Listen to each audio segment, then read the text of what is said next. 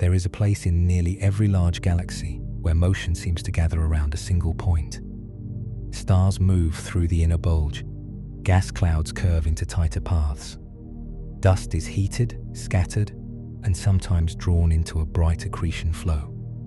At the center of that complicated motion, astronomers often find a supermassive black hole, an object containing millions or billions of times the mass of the Sun. It is easy to picture that black hole as the fixed center of the galaxy. The image feels natural. A galaxy turns, and the heaviest object remains at rest. Everything else travels around it, while the center holds its place. But a galactic center is not a platform built beneath a black hole. It is only the lowest region in a changing gravitational landscape. Stars, gas, dark matter, and the black hole all contribute to that landscape. When the galaxy is disturbed, the location of the center can shift. When another galaxy arrives, the entire structure can be rebuilt, and the black hole can move. Sometimes it moves only a little, displaced from the nucleus before gravity and surrounding matter draw it back. Sometimes it follows a wide orbit through the body of the galaxy for hundreds of millions of years. In rarest circumstances, it can cross the boundary between a long wandering path and a true escape, leaving the galaxy that helped it grow. Nothing has to touch it. There is no solid surface to strike, no cosmic hand to push against the event horizon. The forces involved are written into gravity itself. A galaxy merger can carry two central black holes toward one another. A third black hole can enter the system and rearrange their orbits, and when two black holes finally combine, the gravitational waves leaving the merger can carry momentum unevenly, giving the new black hole a recoil in the opposite direction. The result may be a black hole, no longer located where a familiar diagram says it belongs. It may travel through a halo where the stars are sparse, and the gas is too thin to make it shine. It may carry a small cluster of bound stars with it.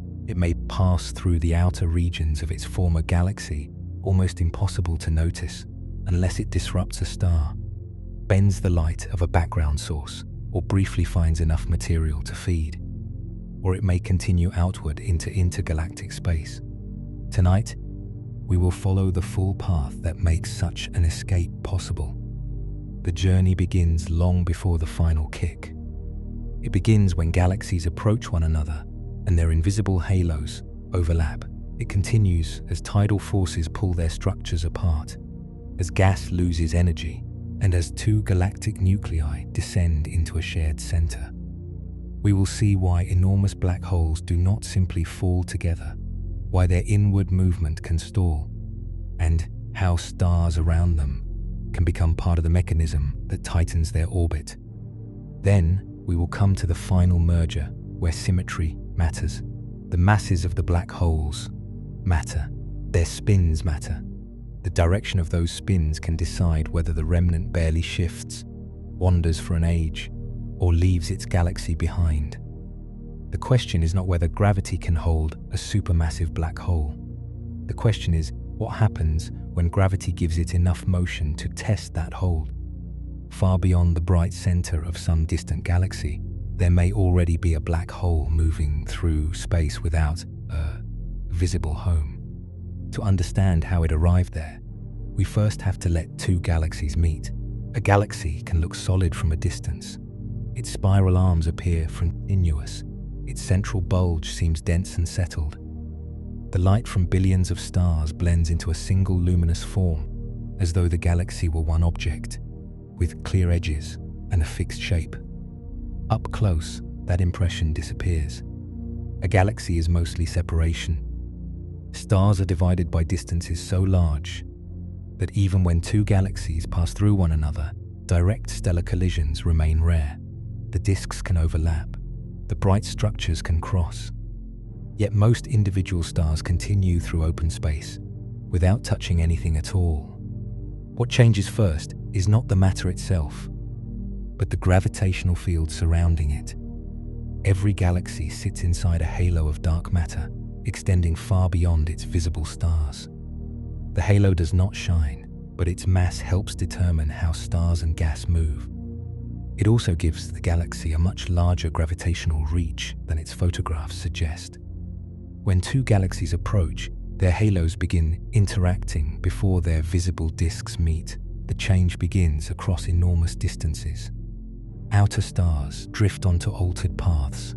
Gas in the outskirts is pulled away from its previous orbit. Each galaxy stretches the other, not evenly, but through differences in gravitational strength from one side to the other.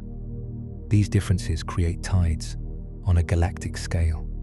The side facing the companion galaxy feels a stronger pull than the side facing away. Over time, that imbalance draws out long streams of stars and gas.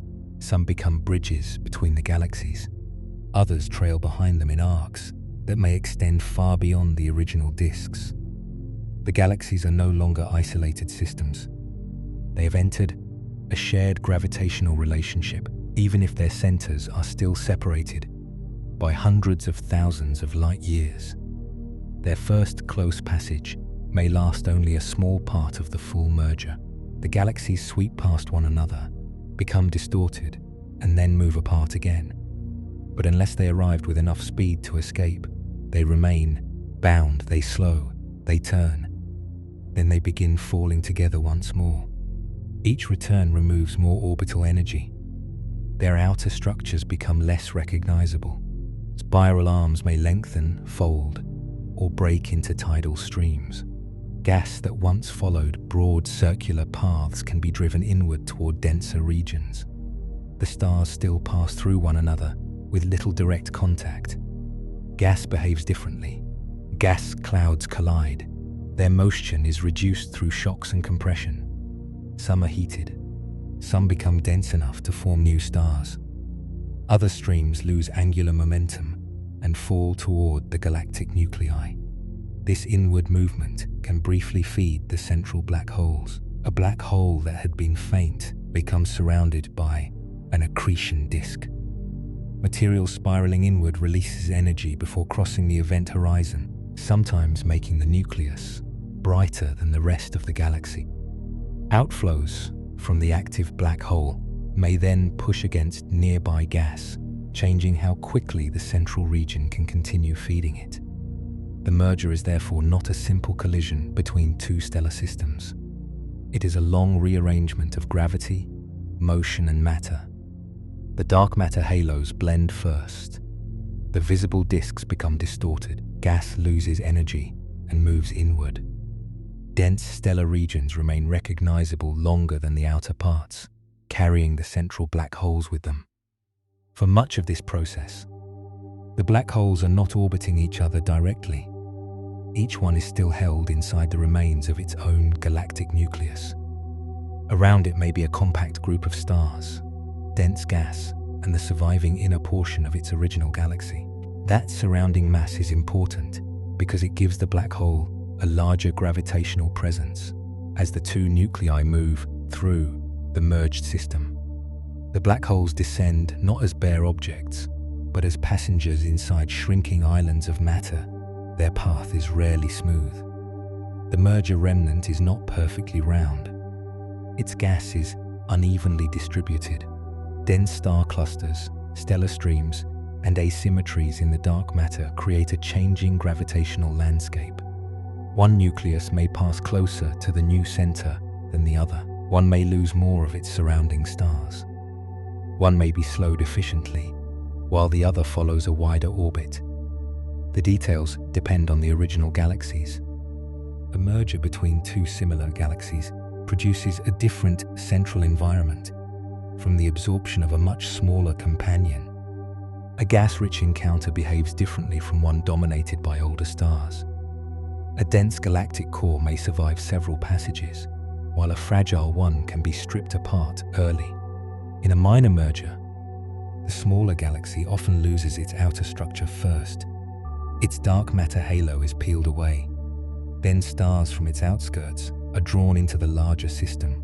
The remaining core becomes more compact as everything loosely bound is removed. At the center of that shrinking remnant, the smaller galaxy's black hole continues moving through the host. If enough surrounding material survives, the entire core can keep sinking. Its combined mass disturbs the stars and dark matter around it, helping it lose orbital energy. But if the core is stripped too thoroughly, the black hole may be left nearly alone. It still carries immense mass.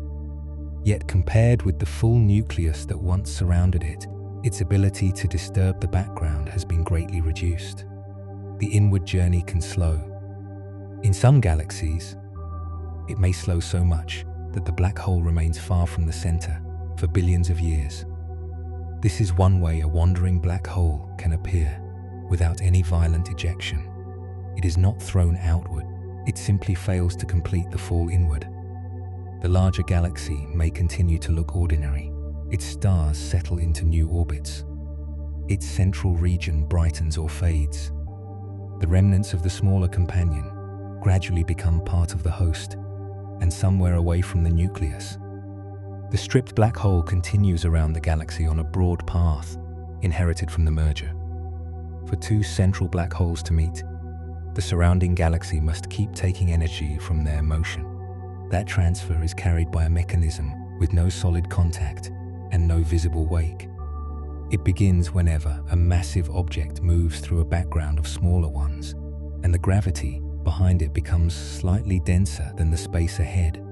A massive object moving through a galaxy does not pass through an empty background.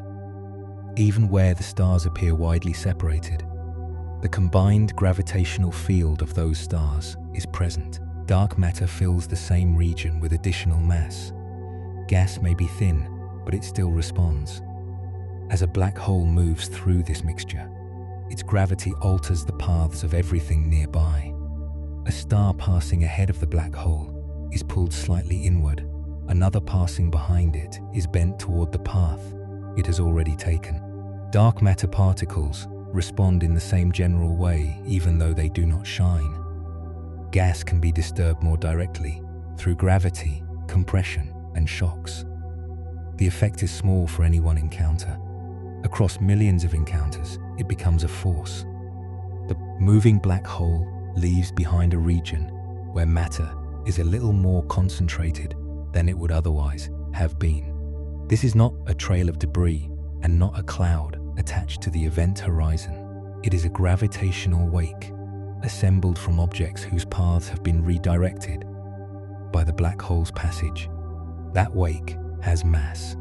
Its gravity pulls backward on the black hole that created it. The result is called dynamical friction. The name can suggest rubbing surfaces or resistance in a fluid, but nothing needs to touch. The black hole loses orbital energy because the surrounding galaxy carries some of that energy away through many small gravitational changes.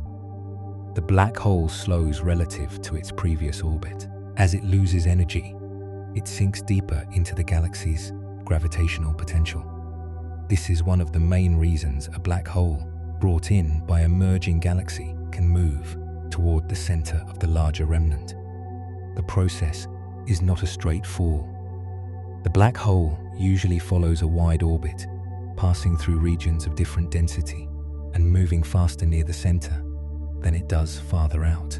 Each passage changes the orbit slightly. The farthest point becomes a little less distant. The next return comes from a smaller arc. The path tightens over time, not because the center pulls harder on one particular passage, but because the background of the galaxy is steadily taking energy from the motion.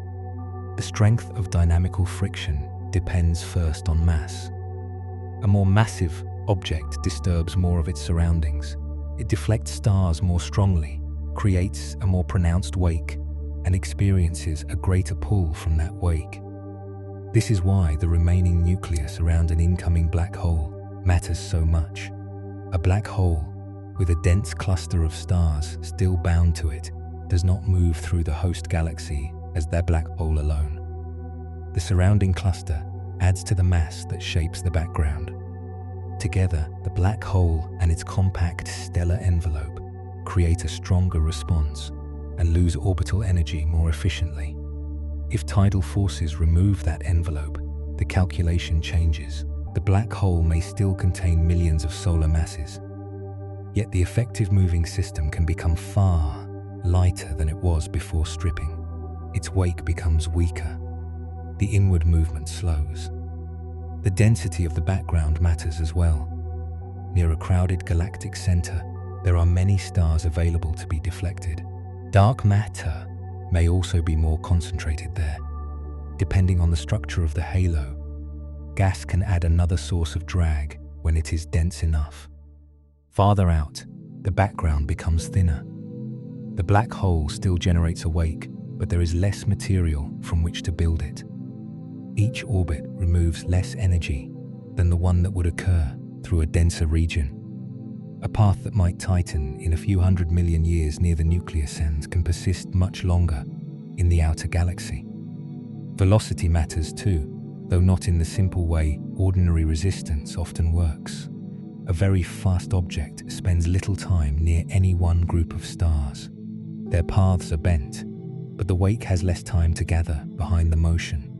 A slower object can interact more strongly with the surrounding distribution and may experience more effective gravitational drag. The full behavior depends on the range of stellar speeds already present in the galaxy. Some stars move more slowly than the black hole, others more quickly, and their combined response determines how much energy is transferred. The outcome is therefore shaped by several things at once. The black hole's mass, whatever remains bound around it, the density of stars and dark matter, the amount of gas, and the speed of the orbit through each region. No single number describes every galaxy. A dense merger remnant can pull an incoming black hole inward efficiently. A diffuse galaxy with a broad central core may provide much less resistance. Two black holes with similar masses can have very different futures because the galaxies around them are built differently. There is also a difference between large mergers and small ones. When two galaxies of comparable mass combine, both central black holes may retain dense stellar nuclei for much of the inward journey. The merger remnant is strongly disturbed, but both black holes continue to move with substantial structures around them. Their wakes can remain strong enough to bring them into the central region. In a minor merger, the smaller galaxy is more vulnerable. Its outer halo is stripped first, then its stars are removed from the outside inward. By the time its black hole reaches the inner parts of the larger galaxy, much of the mass that would have helped it sink may already be gone. A bare black hole can then enter a long-lived orbit. It may pass above and below the galactic disk. It may move through the stellar halo, turn inward, cross a denser region, and then return to a distant point, where the background is thin again. Dynamical friction continues throughout the motion, but the energy lost during each orbit may be too small to bring the black hole to the center within the age of the galaxy. This does not mean gravity has failed. The black hole remains bound. It continues to respond to the total mass of the host. Its path may slowly change for billions of years. What has failed is the timetable. The galaxy does not have an obligation to finish the process quickly. A black hole can remain suspended between arrival and settlement for longer than stars like the Sun remain on the main sequence. In simulations that allow black holes to move freely, instead of placing them artificially at galactic centers, this incomplete sinking produces populations of wanderers. Many are not the remnants of dramatic kicks. They are the former central black holes of smaller galaxies, whose inward paths lost efficiency after their surrounding matter was stripped away. Their histories are written in orbits rather than flashes. Some remain accompanied by a compact group of stars that survived the disruption of the original galaxy. Such a cluster would be unusual, dense, moving with a massive unseen object, and no longer located at the center of a visible galaxy. Others may be almost entirely bare, detectable only through their gravitational influence or through a chance encounter with gas or a star. A wandering black hole in this state is not yet escaping. it is circling within a gravitational boundary that still holds it. To leave, it would need enough speed to cross that boundary without returning. But the same mechanism that brings black holes inward is preparing a different possibility. When two sufficiently massive black holes both reach the central region, dynamical friction draws their separate orbits into the same small volume. At first, each responds mainly to the galaxy around it. Then, as the distance between them decreases, their mutual gravity becomes more important. The surrounding stars and dark matter continue to remove energy. The black holes pass one another on tightening paths. Their movement reshapes the inner galaxy, and the inner galaxy reshapes their movement. Eventually, they cease to be two objects merely occupying the same galactic center. They become a bound pair. From that point forward, bringing them closer requires a new sequence of interactions. The broad wake of the galaxy has completed the largest part of the descent. What remains must be carried away by stars, passing near the pair, by gas, when enough of it is present, and much later by gravitational waves. The distance has become smaller. The problem has become harder. At a certain distance, the two black holes stop behaving like separate travelers through the same galaxy. Their mutual gravity becomes stronger, then the background pull acting between them. Each black hole begins to orbit a shared center of mass. The galaxy still surrounds them, and its stars still shape their motion. But the relationship has changed. A binary has formed. The separation may still be several light years. At ordinary human scales, this would hardly feel close. Light leaving one black hole could travel for years before crossing the space between them. Yet each object may contain millions or billions of solar masses. Across that distance, their gravity is more than sufficient to bind them together.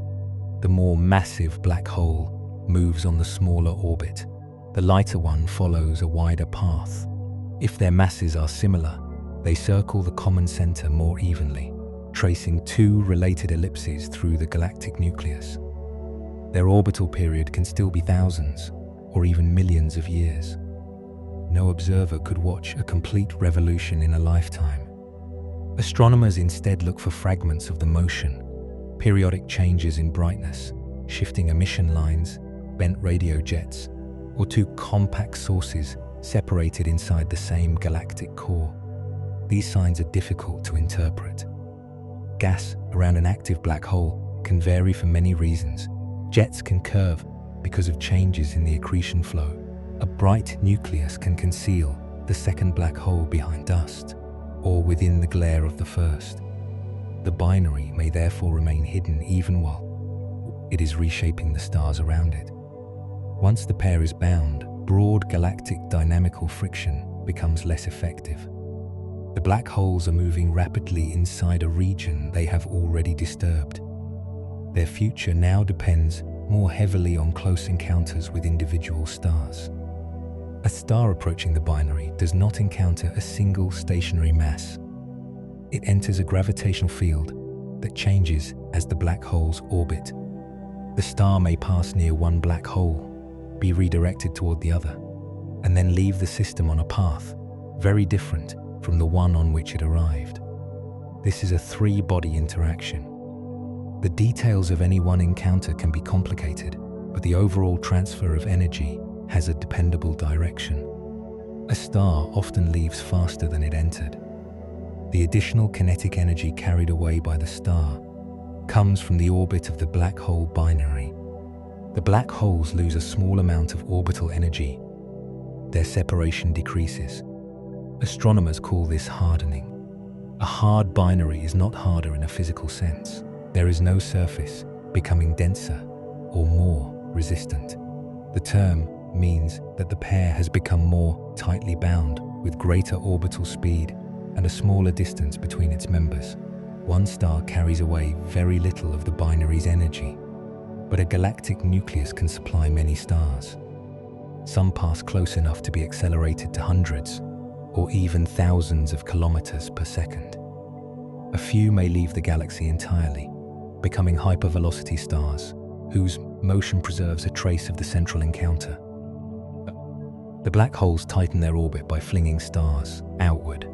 This process also changes the shape of the galactic nucleus. Stars on paths that repeatedly cross the binaries region are gradually removed. The central stellar density becomes lower than it would have been if the binary had never formed. In some large elliptical galaxies, the brightness near the center rises less steeply than expected. These broad stellar cores may carry the history of earlier black hole binaries that scattered stars away during past mergers. The black holes themselves are dark. The missing starlight around them can become part of the evidence that they were there. For a time, stellar scattering can shrink the binary steadily. Fresh stars arrive on orbits that bring them close to the pair. Each interaction removes another small portion of orbital energy. The separation contracts and the orbital speed increases. Eventually, however, the most accessible stars have already been used. The collection of orbits that carry stars near enough to interact with the binary is known as the loss cone. The name describes a region in the space of possible stellar motions, rather than a visible cone surrounding the black holes. Stars inside this set of trajectories approach the binary and are scattered away. Once they leave, new stars must somehow be directed onto similar paths. In a perfectly spherical and stable galactic nucleus, that replacement can be slow. Most stars remain on orderly orbits that never come close enough to the binary. Small gravitational encounters can gradually alter those orbits, but the process may not refill the loss cone as quickly as the binary empties it.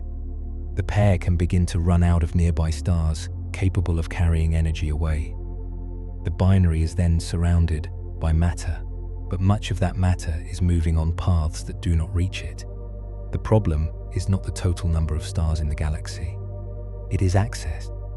There may be billions of stars nearby in astronomical terms, while too few of them cross the small central region where a strong encounter can occur. At the same time, the black holes are still too widely separated for gravitational radiation to dominate their evolution. Orbiting masses produce gravitational waves, ripples in space-time, that carry energy away from the system. But the power of this radiation increases steeply as the separation decreases. At several light years apart, the waves are too weak to close the orbit efficiently. The time needed for gravitational radiation alone to bring the black holes together can exceed the age of the universe. The binary has moved beyond the regime where ordinary dynamical friction was strongest. It has not yet entered the regime where gravitational waves can finish the merger. Between those two stages lies the final parsec problem. The phrase does not mean every binary stops at exactly 1 parsec. A parsec is about 3¼ light years, and the critical separation changes with the masses of the black holes, the shape of the orbit, and the environment around them. The phrase describes a possible gap in the available mechanisms. The black holes are close enough to form a hard binary, but not close enough for gravitational radiation to take control. If nearby stars are depleted and the loss cone refills too slowly, the inward movement may stall. The pair could remain separated by a few light years for an immense span of time. Yet, real galaxies are rarely spherical, stable, and perfectly organized.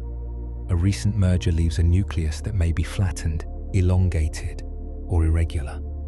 In such a gravitational field, stars do not all follow clean, repeating paths around the center. Some move on orbits that wander through different regions of the nucleus and repeatedly approach the binary. These centrophilic orbits can continue supplying stars after a simpler spherical model would predict depletion. Even a mild departure from symmetry may change the result. A triaxial galaxy has 3 principal dimensions rather than one perfectly spherical shape or one simple axis of rotation. Its stars can move through orbital families that naturally pass nearer the center. The binary does not have to wait for rare stellar encounters to redirect them. The structure of the galaxy itself guides some stars into its reach. Gas can also help, though its role varies widely. In a gas-rich merger, a dense circumbinary disk may form around both black holes. Gravitational interactions between the binary and the disk can transfer angular momentum, changing the orbit of the pair. Streams of gas may cross gaps in the disk, feeding smaller accretion flows around the individual black holes. The exchange is not always a simple inward push. Depending on the disk's mass, temperature, thickness, and rotation, gas can shrink the orbit, alter its eccentricity, or in some conditions oppose further contraction. Star formation within the disk may remove gas that would otherwise interact with the binary. There is no single environment shared by all merging galaxies. Some nuclei are rich in cold gas, others have been depleted by earlier star formation or black hole activity. Some binaries form in dense nuclear star clusters. Others inhabit broad stellar cores where close encounters are less frequent. This variety is one reason the final parsec problem is no longer treated as a universal barrier. It remains a question about efficiency rather than an absolute wall. Many realistic galaxies may continue feeding stars to the binary through asymmetry, rotating structures, dense clusters, or repeated disturbances. Gas may assist in some systems. A later merger can deliver another black hole and transform the dynamics again. The evidence that supermassive binaries do reach the gravitational wave stage is accumulating across the sky. Radio astronomers monitor millisecond pulsars, rapidly rotating stellar remnants whose pulses arrive with remarkable regularity. A background of very low frequency gravitational waves can shift the arrival times of those pulses in a correlated pattern across widely separated parts of the sky. The signal being studied is consistent with a population of enormous binaries orbiting throughout the universe, though researchers continue working to determine its detailed origins and spectrum. Somehow, at least many black hole pairs are crossing the gap.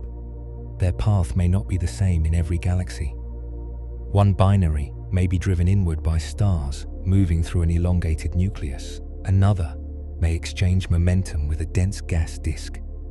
A third may be disturbed by a later merger before it has finished responding to the first. For the black holes, the outcome is measured in lost energy. Each scattered star, each gravitational interaction with surrounding matter, and in each distortion in the galactic potential can make the orbit smaller. There comes a point when the distance between the black holes has narrowed far below a light year. The orbital period shortens. Their speed rises. Gravitational waves become more powerful with every circuit. At first, the change remains gradual. The pair may spend millions of years crossing the earlier stages of this regime. Then the rate begins to accelerate. Energy leaves faster. The orbit contracts more quickly.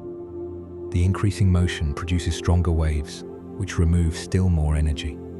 A process that began with two galaxies approaching over millions of light years is now confined to a region smaller than the space between neighboring stars. The surrounding galaxy can no longer determine the final motion in detail. The binary has carried itself into the domain of general relativity. Soon, the two event horizons will approach one another, and the symmetry of their masses and spins will decide what happens to the object that remains. In the final stage, the black holes are no longer moving through the galaxy in any ordinary sense. They are moving through a region where space-time itself is changing from moment to moment. The orbit has become compact. The black holes circle each other at a significant fraction of the speed of light.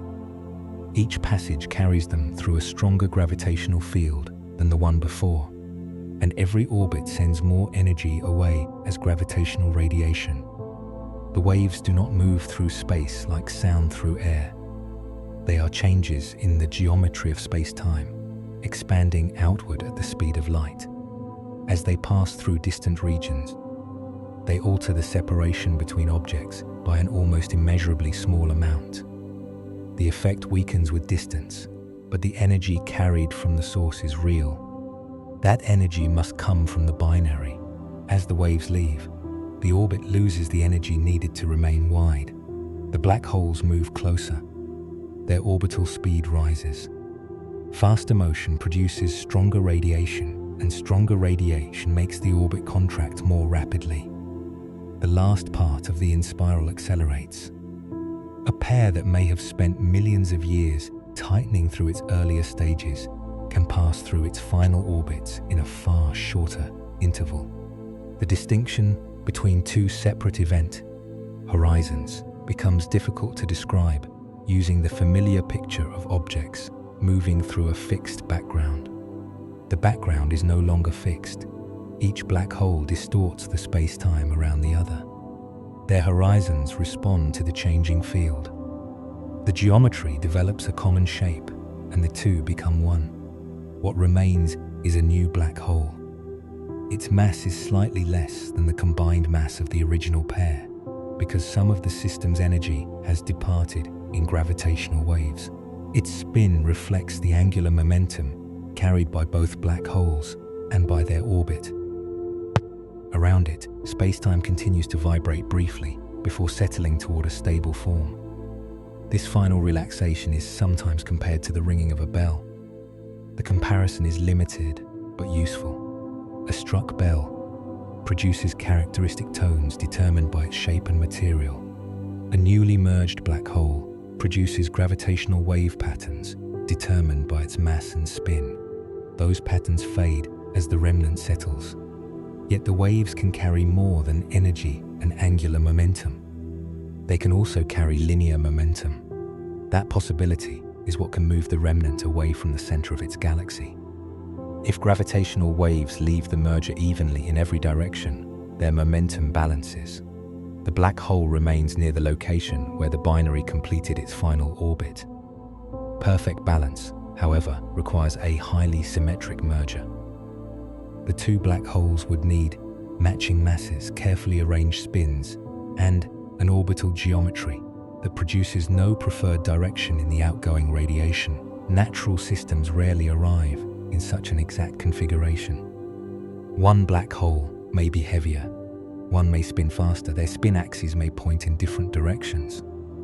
These differences alter the shape and strength of the gravitational waves emitted during the last orbits and the merger itself. More momentum can be carried in one direction than another. The new black hole must move the opposite way. This is gravitational recoil. The black hole has not been pushed by matter. Nothing strikes the event horizon. The kick is the reaction to an uneven release of momentum through gravitational radiation. The effect follows the same broad principle that moves a rocket forward when exhaust is sent backward. Though the mechanism here is written into curved space-time rather than chemical propulsion, the recoil velocity depends on the structure of the binary before merger. Unequal masses alone can produce a kick.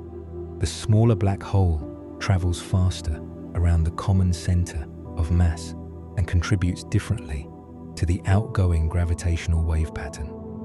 The radiation becomes unbalanced, and the remnant shifts away from the merger site. Spin can strengthen the effect. A spinning black hole drags the space-time near it. When two spinning black holes orbit one another, the directions and magnitudes of their spins change the geometry of the final system. Certain arrangements produce only modest recoil. Others create a much stronger imbalance. If the spins are aligned in a way that preserves much of the symmetry around the orbital axis, the kick may remain limited. If they are misaligned, the recoil can grow. In extreme theoretical configurations, where rapidly spinning black holes enter the final merger, with their spins arranged nearly opposite one another within the orbital plane, numerical models produce velocities of several thousand kilometers per second. Such arrangements are not expected in every merger. Gas can influence the spin directions before coalescence. If both black holes feed from the same surrounding disks, the exchange of angular momentum may gradually align their spins with the orbit. reducing the chance of the largest kicks. In a gas-poor merger, the spin directions may remain more disordered. The black holes can reach the final stage carrying orientations inherited from separate histories, allowing a broader range of recoil velocities. Most remnants are not launched at the highest possible speed, but even a smaller kick can matter. A galaxy holds objects through its gravitational potential. The depth of that potential depends on how much mass the galaxy contains and how that mass is distributed through stars, gas, and dark matter. A black hole at the center must climb out through all of it. The minimum speed required to leave without returning is the escape velocity. This is not one universal number for every galaxy. A small dwarf galaxy has a shallow gravitational well. A massive elliptical galaxy at the center of a cluster has a much deeper one. The same recoil can therefore create very different outcomes. In a low-mass galaxy, a kick of a few hundred kilometers per second may be more than enough to remove the black hole permanently. The remnant crosses the interstellar region, passes through the dark matter halo, and continues outward with too much energy for the galaxy to recover it. The center is left behind. Any stars that had been orbiting close enough to remain gravitationally bound to the black hole may travel with it. A small cluster can survive the acceleration, wrapped around an invisible central mass and moving through space without the larger galaxy that once contained it. Gas nearest the black hole may also remain attached for a time. If that gas forms a small accretion disk, the departing black hole could continue shining after it leaves the nucleus. The light would appear offset from the center of the host galaxy, perhaps carrying broad emission lines whose motion differs from the surrounding stars. Such a signal would be temporary. The bound gas would eventually be consumed, expelled, or diluted. Once the fuel faded, the black hole would become much harder to detect.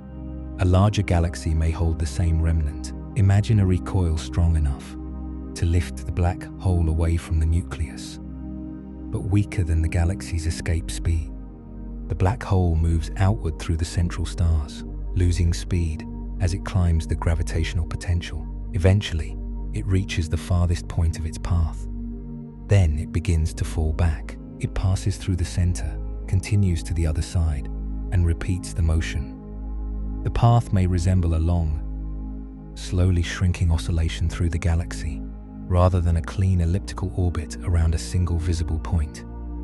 Each passage through denser regions creates dynamical friction. Stars and dark matter form a gravitational wake behind the moving black hole. The wake removes some of its kinetic energy. The next outward swing is smaller. Over many passages, the motion may decay until the black hole returns near the nucleus. This can require hundreds of millions of years, and in some environments, much longer. The merger that produced the kick may already have disturbed the very material needed to bring the black hole home. The earlier binary could have scattered stars away from the center, leaving a broad, lower density core. Gas may have been driven outward by star formation or by the active black holes. A black hole crossing such a depleted nucleus encounters less resistance. Its oscillation fades more slowly. For a long interval, the galaxy can contain a supermassive black hole that is bound but off-center. The displacement may be small compared with the full diameter of the galaxy, and still enormous compared with the scale of the original nucleus. A black hole moved by a few hundred or a few thousand light years is no longer occupying the place where gas naturally gathers most efficiently. Its feeding rate can fall. The bright active nucleus may fade or appear away from the stellar center. The galaxy may look asymmetrical in ways that are difficult to separate from the merger itself. There are many reasons a galactic nucleus can appear offset. Dust can obscure the true center. Star-forming regions can create misleading concentrations of light. A pair of black holes that has not yet merged can produce multiple compact sources. Radio jets can brighten regions far from the event horizon. An apparent displacement is therefore not proof of recoil. Astronomers look for several forms of evidence together: a compact source away from the stellar center, unusual velocity in the surrounding gas, a disturbed host galaxy, and signs that the black hole is carrying material with it. Even then, the interpretation can remain uncertain. The black hole cannot be followed directly across millions of years. Its path has to be reconstructed from the brief state in which we observe it. For the largest possible kick, reconstruction may become even harder. A remnant leaving a galaxy at several thousand kilometers per second moves rapidly through the halo. It could cross tens of thousands of light years in only a small fraction of a galaxy's lifetime. Any accretion glow it carries may fade before it reaches intergalactic space. Beyond the galaxy, there is little material available to reveal it. The black hole still curves space-time. It still has mass, spin, and an event horizon. But without nearby gas, stars, or a fortunate alignment with a background source, it can travel without producing a detectable light signal. Its former galaxy may offer the only remaining clues. The nucleus could contain less mass than expected. Its stellar distribution might preserve the effects of the earlier binary. The galaxy may have experienced a merger without retaining the black hole produced at the end. In a small galaxy, such losses could influence future growth. A central black hole gains mass through accretion and through later mergers. If merger recoil repeatedly removes the remnant, the galaxy may struggle to build and keep a large central black hole. Two galaxies with similar stellar histories can end with different nuclear populations because one retained its remnants while the other did not. The kick lasts only through the merger. Its consequences can remain for billions of years. Yet gravitational wave recoil is not the only way to send a black hole outward. A remnant can be launched at the instant two horizons become one. But a black hole can also be expelled before any merger occurs. That requires a third participant. If another galaxy arrives, while a binary is still waiting near the center, its own black hole may descend into a system already occupied by two. The result is no longer an inspiral with a single predictable partner. It is a gravitational encounter in which one black hole may be given enough energy to leave, while the other two remain behind in a tighter orbit. A black hole binary can remain in a galactic nucleus for a very long time. The two objects may continue orbiting where the surrounding stars slowly rearrange. Their separation may shrink, but only gradually. The galaxy outside them continues evolving, forming stars, losing gas, and drawing new companions into its halo. A second merger does not need to wait for the first one to finish. Another galaxy can arrive while the binary is still intact.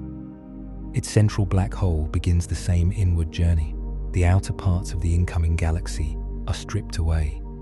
Its stellar core descends through the larger system. Dynamical friction removes orbital energy, carrying the third black hole closer to a nucleus already occupied by two. The central problem has now changed.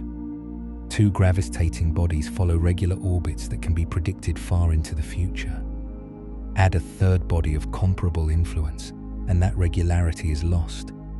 The motion still obeys gravity. Nothing becomes random in a fundamental sense. But small differences in position or velocity can lead to very different outcomes.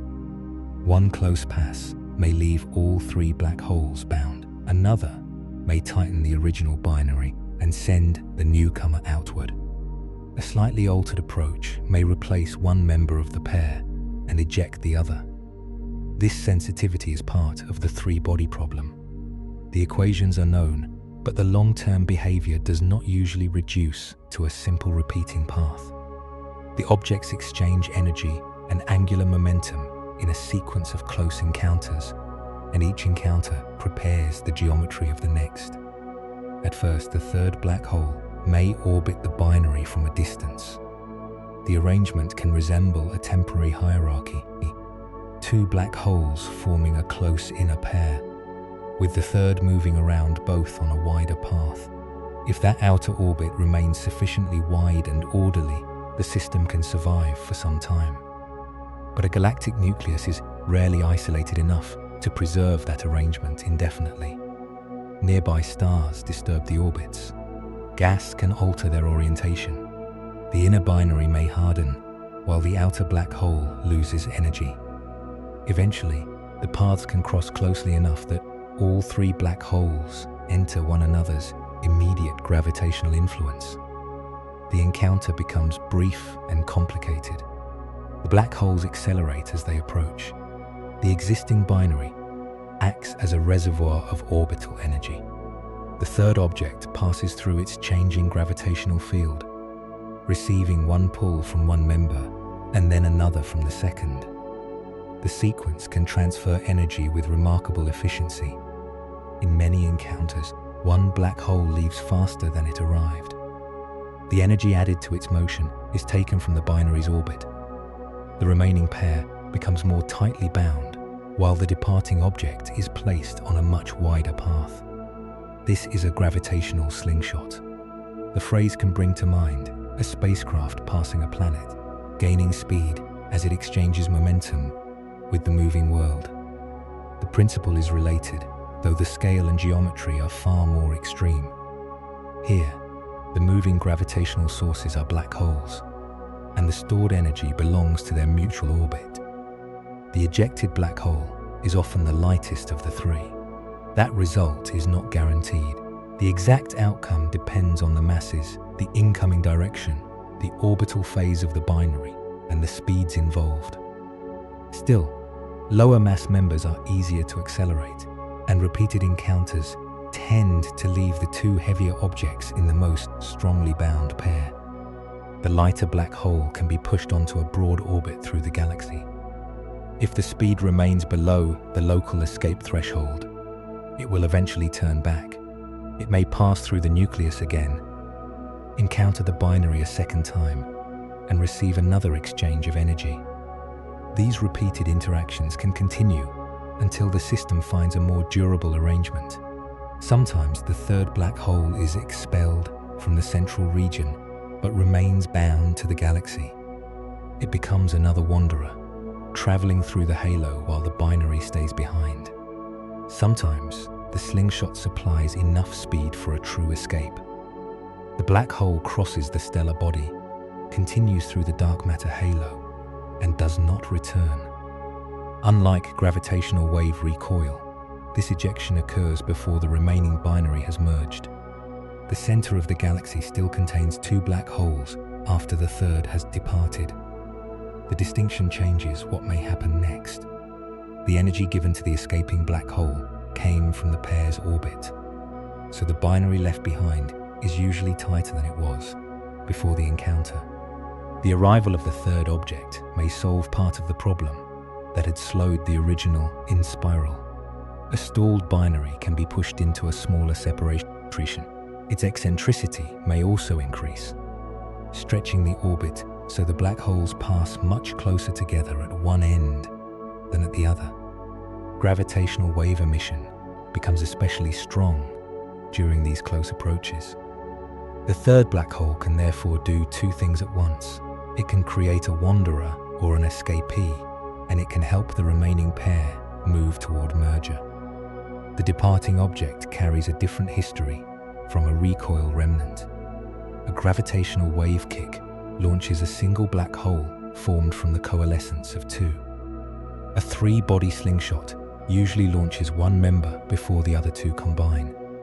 The escaped black hole may therefore be less massive than the object left behind after the central binary eventually merges. It may also carry its own small stellar system. Before arriving at the nucleus, each black hole was likely surrounded by stars, bound tightly enough to follow it through the merger. Most of the outer cluster would be stripped during the descent, but stars orbiting very close to the black hole can remain attached even during a powerful slingshot. The result would be a compact group of stars moving together around an unseen mass. From far away, Such a group might resemble an unusually dense star cluster. Its stars, however, would move faster than their visible mass could explain. Their velocities would point to a central object far heavier than the light around it. The cluster could travel through the galaxy after a moderate ejection or accompany the black hole into intergalactic space after a stronger one. These stars would not form a full replacement galaxy. They would be a small surviving neighborhood held by the black hole's gravity while the larger system receded behind them. Gas may travel with the black hole as well, though it is more easily disrupted. If a compact accretion disk survives the encounter, the ejected black hole may shine for a limited period. It would appear away from the host nucleus and move at a velocity that does not match the surrounding stars. Over time, the fuel would diminish. The black hole would become dark again, leaving only its gravitational influence. Three-body ejections may be most relevant where mergers occur repeatedly. Large galaxies grow through a long sequence of encounters. Galaxies near the centers of groups and clusters can receive new companions before earlier black hole binaries have completed their evolution. The timing does not need to be common in every galaxy to matter across cosmic history. A binary that survives for hundreds of millions of years creates a long interval during which another black hole can arrive. The slower the binary's final evolution, the greater the opportunity for a third participant to enter. This creates a connection between two problems that might otherwise seem separate. The difficulty of bringing two supermassive black holes together increases the chance that three will eventually meet. The three-body encounter can then remove one black hole and tighten the others, changing the system that created the delay. The galaxy records the consequences imperfectly. The departing black hole may leave with stars.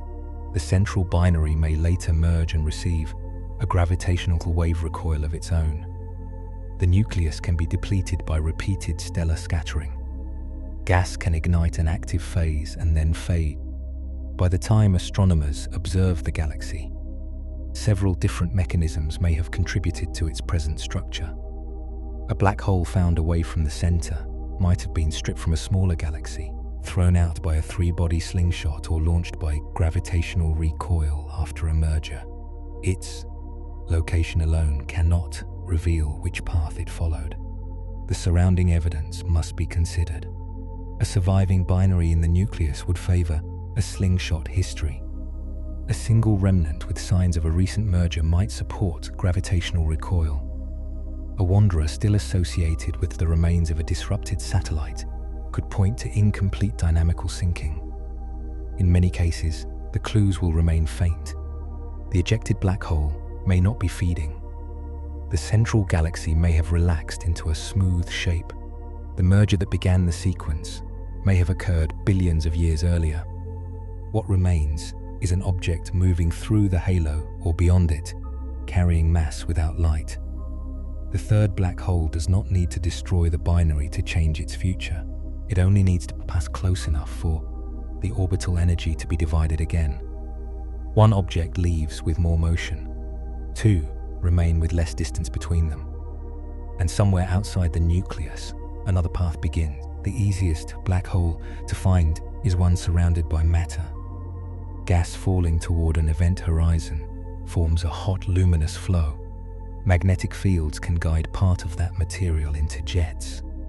Radiation from the inner accretion region can travel across billions of light years, allowing astronomers to recognize an active galactic nucleus, even when the galaxy around it is faint.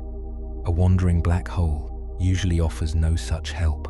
Away from the central reservoir, gas is thin and unevenly distributed. The black hole may pass through a cloud from time to time, but for most of its orbit, there may be too little material nearby to create a lasting signal. Its event horizon remains dark, and the mass moving through the galaxy becomes visible only through what it does to something else. Astronomers begin with displacement. The center of a galaxy can be estimated from the distribution of its stars. If a compact X-ray, optical, infrared, or radio source appears far from that center, it may be an active black hole moved by a merger or carried in by a disrupted satellite. But galaxies are untidy places. A bright knot of star formation can resemble a compact nucleus. Dust can conceal the true center. A jet can create a luminous feature far downstream. Two merging galaxies may still have separate cores. An offset point of light is therefore the beginning of a question, not its answer. The strongest candidates combine several kinds of evidence. The source may sit away from the center of the surrounding stars. Gas close to it may move at a different velocity from gas in the wider galaxy. The host may show tidal features left by a merger. High-resolution imaging may reveal a small stellar system traveling with the source. Even then, certainty is difficult. A black hole that escaped with part of its accretion disk would shine only while that fuel remained available. Broad emission lines produced by fast-moving gas near the event horizon would share the black hole's motion. Narrower lines formed farther out would remain closer to the velocity of the galaxy. In principle, a difference between those line systems could reveal a recoiling black hole. In practice, gas flows, winds, and binary motion can imitate parts of the signal. The interpretation must survive competing explanations before recoil becomes persuasive. A black hole can also carry stars. The kick from a merger is delivered almost instantly compared with the orbital periods of the wider galaxy. Stars far from the black hole cannot follow. Stars already moving very close to it may remain gravitationally bound. The result is a small, dense stellar group wrapped around an invisible central mass. From a distance, it could resemble a globular cluster or an ultra-compact dwarf galaxy. The difference would be hidden in the motion of its stars. They would orbit much faster than the visible matter could explain. Measuring that motion requires careful spectroscopy. A system with little visible mass, but a very large internal velocity dispersion, could be carrying a recoiled black hole. These proposed hypercompact stellar systems have not yet become an established population of confirmed escapees. Their predicted properties overlap with other compact objects, and the most useful measurements are difficult to obtain. Still, they offer a way to search after the accretion light has faded. Another possibility begins with a star passing too close. The side of the star nearest the black hole feels a stronger pull than the side facing away. If the difference exceeds the star's self-gravity, the star is pulled apart. Some debris escapes. Some returns toward the black hole, producing a bright tidal disruption flare. Most such events are found near galactic centers, where massive black holes and dense stellar populations naturally meet. An event far from the nucleus is different. It can reveal a massive black hole in a region where no persistent active source was visible before. In recent years, astronomers have reported several off-nuclear tidal disruption events, supporting the idea that massive black holes can inhabit displaced locations. For perhaps billions of years, the black hole can move without light. Then one star crosses the wrong path, and the hidden mass becomes visible for a season. There are quieter methods as well. A black hole passing in front of a distant star or galaxy bends the background light through gravitational lensing. If the alignment is close enough, the background source can brighten or appear to shift position. The black hole does not need to feed. Its gravity provides the signal. For a distant wandering supermassive black hole, suitable alignments are rare, yet precise astrometry, repeated measurements of positions across years, may eventually reveal some dark objects through the slow deflection of background light. A black hole moving through gas might leave a wake. The gas could be compressed, heated, or drawn into a narrow structure by the motion. If the black hole travels faster than sound moves through that medium, a bow shock may form ahead of it. These signatures are intriguing, but they are not unique. Gas in galaxies is shaped by jets, stellar winds, supernovae, and interactions with other galaxies. A linear feature or shock front must be tested against these possibilities. The search is difficult because the expected object is defined partly by absence. No central location, no guaranteed accretion disk, no permanent glow, no simple path that can be watched from beginning to end. This is where simulations become useful. A simulation can follow galaxies through repeated mergers and allow their black holes to respond to gravity rather than placing them permanently at halo centers. It can track a smaller galaxy as it is stripped, watch its black hole, lose the stellar envelope that once helped it sink, and continue following the bare object through the host halo. The Romulus simulations were designed with this kind of orbital freedom.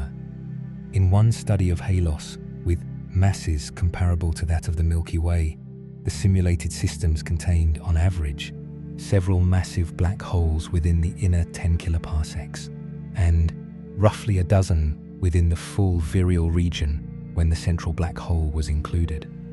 The spread from one halo to another was wide, reflecting different merger histories. These numbers are predictions from a model, not a census of the real Milky Way. The simulation has finite resolution. Its rules for black hole formation, accretion, stellar feedback, and orbital drag represent processes that cannot all be calculated directly at every scale. Other models can produce different population. What matters is the repeated outcome. When black holes are permitted to remain off-center, many of them do. Most are not recent products of dramatic recoil. They are old arrivals, inherited from smaller galaxies that merged early, lost their surrounding matter, and never completed the inward journey. They spend long intervals outside the bright stellar disk, where detection becomes especially difficult. This changes the picture of a mature galaxy.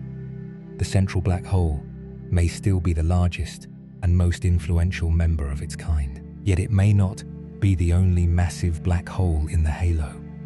The galaxy can contain a hidden record of earlier growth, each wanderer marking the remains of a companion that no longer exists as a separate system. The same principle extends to galaxy groups and clusters.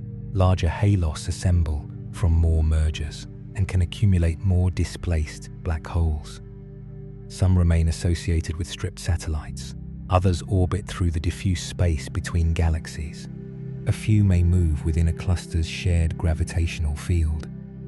Their total number is uncertain. Their individual locations are mostly unknown, but they need not be rare for any single one to remain almost impossible to find. For the listener resting beneath one galaxy's stars, these stars, there is a useful scale hidden here. The visible Milky Way is not the full boundary of the system. Its dark matter halo reaches much farther than the bright band crossing the night sky. A black hole orbiting in that halo could be tens of thousands of light years from the center and still belong gravitationally to the same galaxy as the Sun. It would not sweep close to Earth as a sudden threat. Space is too large and the predicted populations are too sparse for that image to be useful. Its importance is scientific. A confirmed wanderer could reveal how efficiently galaxies bring black holes to their centers. Its orbit could preserve the history of a merger. The stars around it could record the strength of an old recoil. Its location could test the distribution of matter in the halo through which it has traveled. Finding one would uncover a piece of galactic memory that light alone had failed to preserve. And beyond the search itself lies a deeper consequence. When a black hole leaves the center, the galaxy does not simply lose an object. It loses a regulator of gas, a participant in future mergers, and part of the long relationship between central black holes and the stellar systems around them. The escape changes both sides of that relationship. The black hole begins a life without a nucleus. The galaxy begins a future without the mass that once occupied its deepest point. A galaxy does not stop being a galaxy When its central black hole leaves, the stars continue orbiting. Gas continues cooling, collapsing, and forming new suns. Dark matter continues shaping the larger gravitational field. Spiral arms can remain visible, and the outer halo can continue gathering smaller companions. Yet the center has changed. A supermassive black hole is not the main source of gravity across an entire galaxy. Even a black hole containing billions of solar masses contributes only a small fraction of the total mass of a large stellar system. Remove it, and stars in the outer regions will not suddenly fly away. The effect is concentrated near the nucleus.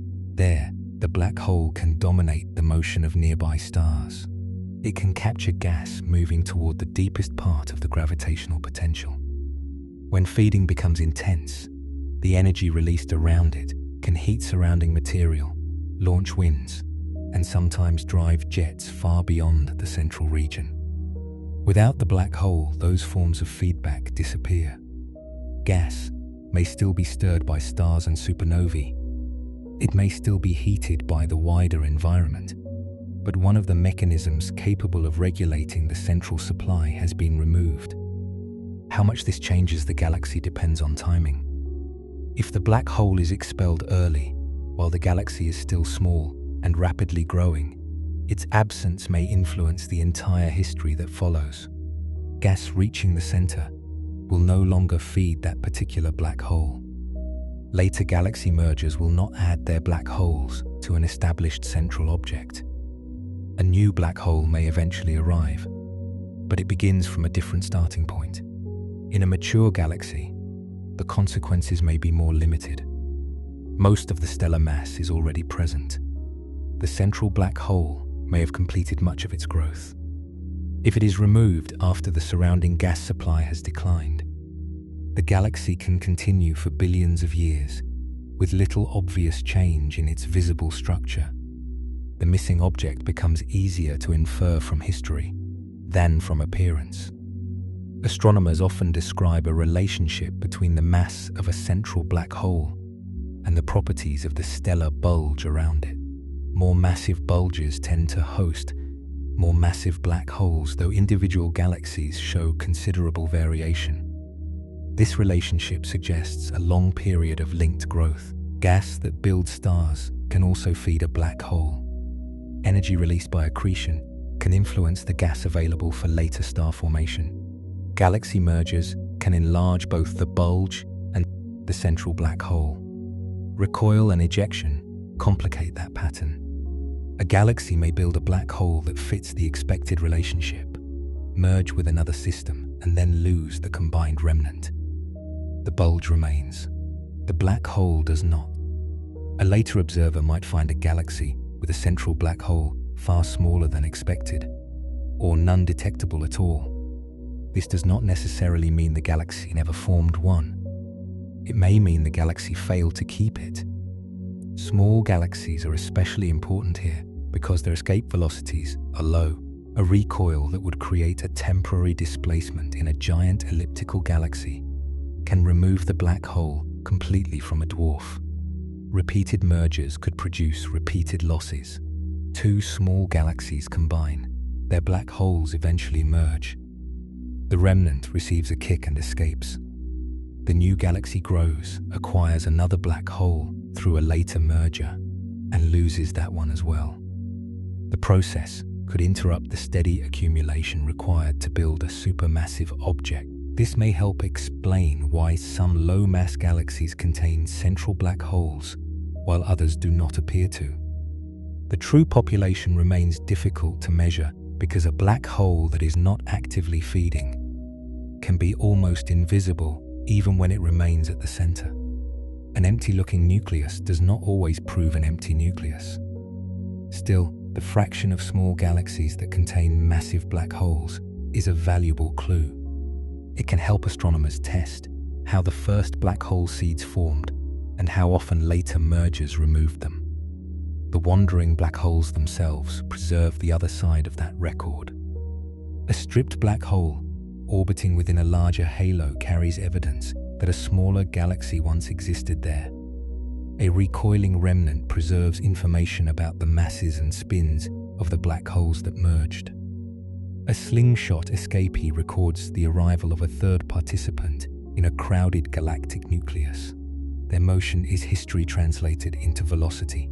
Some wanderers remain close enough to the host that dynamical friction may eventually return them to the center. Others follow wide paths for longer than the remaining lifetime of many stars. A few may have enough speed to leave not only the visible galaxy, but the entire dark matter halo. Once beyond the halo, the meaning of escape changes. The black hole is no longer moving through the gravitational environment that formed it. The galaxy continues pulling from behind, but the attraction weakens as the distance grows. Other galaxies and the larger structure of the universe begin contributing more to the path. The black hole may enter the thin medium between galaxies. That space is not perfectly empty. It contains diffuse gas, radiation, magnetic fields, dark matter, and occasional stars that have also been stripped or ejected. Yet the distances between useful sources of fuel are immense. An escaped black hole could travel for billions of years without encountering enough matter to become bright. Its path would not be a straight line in an absolute sense. Galaxy groups, clusters, and filaments of dark matter shape the surrounding space-time. Over long intervals, their combined gravity can bend the trajectory. A black hole expelled from one galaxy may remain bound to a galaxy group.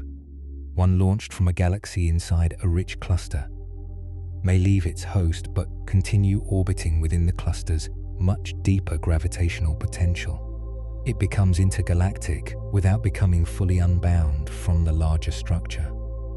The word escape, therefore, depends on the boundary being considered. A black hole can escape a nucleus and remain in the galaxy. It can escape the galaxy and remain in the group. It can escape a group and continue through the cosmic web. At every scale, gravity provides another landscape. This layered structure makes the fine difficult to define. A black hole moving between galaxies may spend most of its future without approaching another dense system. It may pass through a filament where matter is more concentrated, or remain within a cluster halo where distant galaxies share a common gravitational field. A direct capture by another galaxy would be possible in principle, but not simple. The black hole would need to lose enough energy to become bound. Without a surrounding stellar system to create strong dynamical friction, a fast-moving bare black hole could pass through a galaxy and continue onward. A slower black hole entering a dense environment might be captured, particularly if it arrived with a compact cluster of stars that increased the gravitational drag. Such events would be rare, but they reveal that a black hole's galactic identity is not permanent. It can begin at the center of one galaxy, be carried through a merger, leave through recoil, cross intergalactic space, and perhaps become part of another system much later. The object itself does not carry a label from its place of origin, only its mass, spin, motion, and whatever matter remains bound to it preserve the journey. For generations, astronomers have inferred unseen objects by watching visible ones move.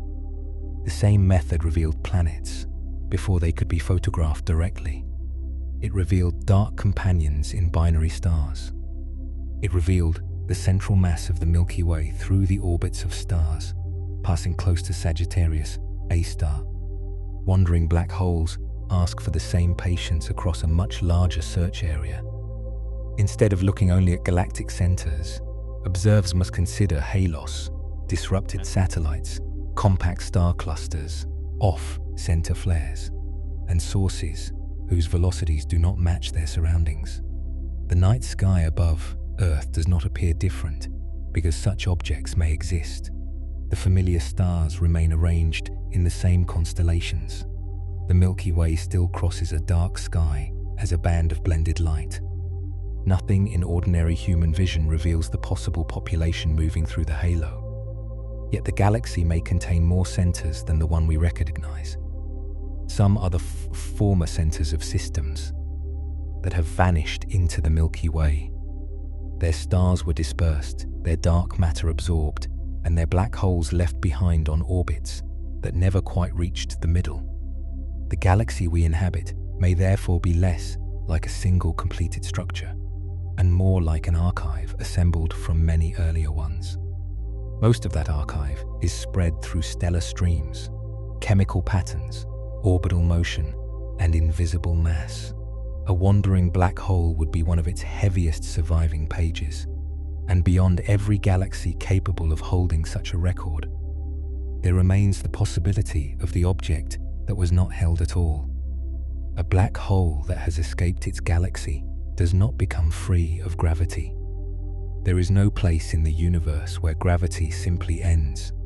The pull of the former host weakens with distance, while other structures begin to matter more. Nearby galaxies, groups, clusters, and long filaments of dark matter all contribute to the shape of the path ahead. The black hole continues through that combined landscape.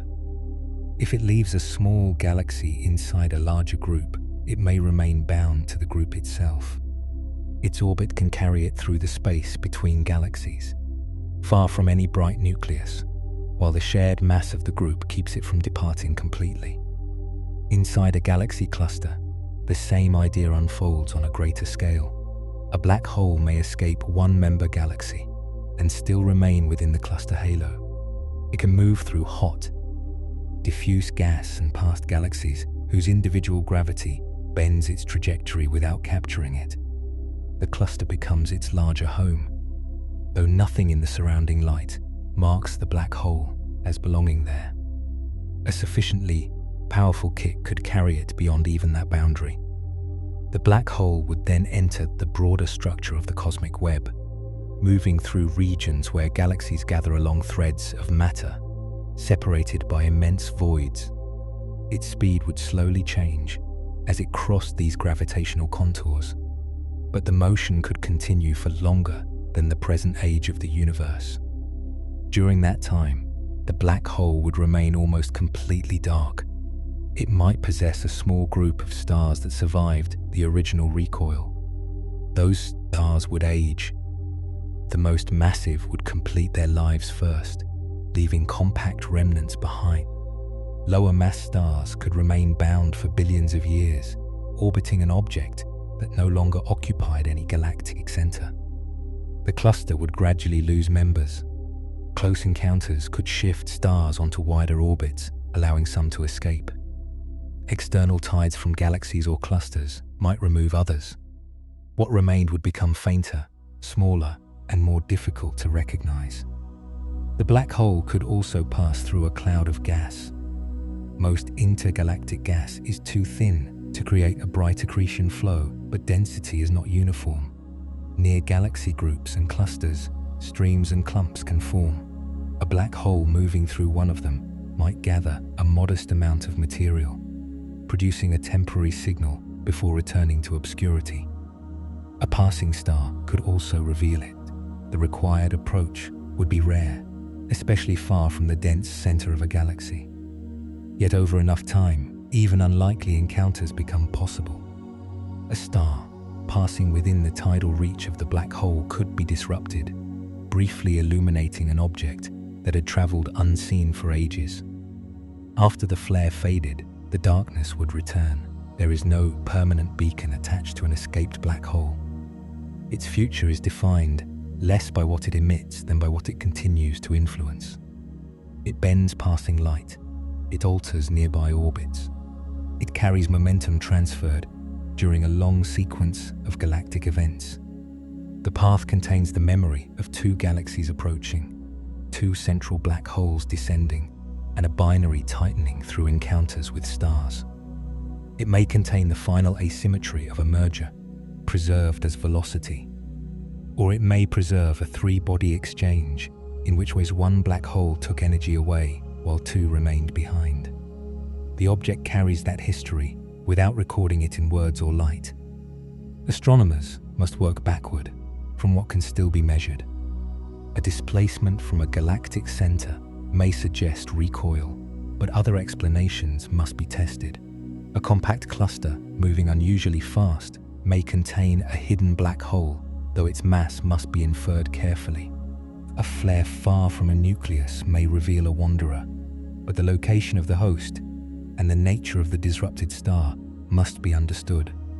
Future surveys will watch larger portions of the sky with greater sensitivity. They will record changing sources over many years, allowing astronomers to notice brief events that earlier surveys might have missed. More precise measurements of stellar motion may uncover compact systems with too much hidden mass. Gravitational wave observations will continue revealing how often massive black holes merge and how their spins and masses are distributed before coalescence. Each method approaches the same unseen population from a different direction. Light can reveal feeding. Stellar motion can reveal gravity. Gravitational waves can reveal the merger that created the kick. A complete picture will require all three. Even then, many escaped black holes may remain beyond detection. The universe is large enough to conceal objects with millions of solar masses, provided those objects are dark and widely separated from luminous matter. Mass alone does not guarantee visibility. This is one of the quieter lessons offered by the subject. The most influential object in a galactic nucleus can leave that nucleus and become almost impossible to find. Importance depends on environment. At the center, the black hole can regulate gas, shape nearby stellar orbits, and dominate the activity of an entire nucleus. Far from the center, the same mass may travel through space without producing a single obvious sign. Nothing about the black hole itself has become smaller. Only the surroundings have changed. The galaxy it left will continue as well. Its central stars may gradually settle into a new arrangement. Gas may return to the nucleus. Another black hole may arrive during a later merger and occupy the empty region. Over time, the visible signs of the original ejection can fade. The galaxy may once again appear complete. A future observer might find no clear evidence that a supermassive black hole once formed there, merged there, and departed. The event would survive only in subtle structures, unusual stellar motions, or the absence of a central mass where one might otherwise be expected. Far away, the missing black hole would continue on its own path. These two histories would remain connected by gravity and separated by distance. One history belongs to a galaxy, rebuilding its center. The other belongs to an object that once defined a center and now moves without one. There is no intention in this separation, no exile, no loss understood by the black hole, and no destination waiting beyond the halo. Those are human ideas placed around a physical process. The science is simpler. Momentum is carried away. A remnant recoils. A gravitational boundary is crossed. Then motion continues. Yet simplicity does not make the result easy to imagine. A supermassive black hole seems inseparable from the galaxy around it because the two have grown together across cosmic time. The black hole was fed by galactic gas surrounded by galactic stars and carried inward by the galaxy's changing gravitational field. Then one brief stage of the merger can undo that placement. The object remains what it was, while the meaning of its location changes completely. Across the universe, some black holes are settling into new nuclei. Some are orbiting far from the centers they once approached. Some may be traveling between galaxies after kicks delivered billions of years ago. Most will not be visible tonight. They do not alter the familiar shape of the sky. They do not announce themselves between the stars. Their journeys unfold across distances and timescales too large for direct human experience. But the paths are there. Gravity keeps them curved through the unseen structure of the universe. Long after the galaxies behind them have changed beyond recognition, and somewhere beyond the last scattered starlight, the dark mass keeps moving.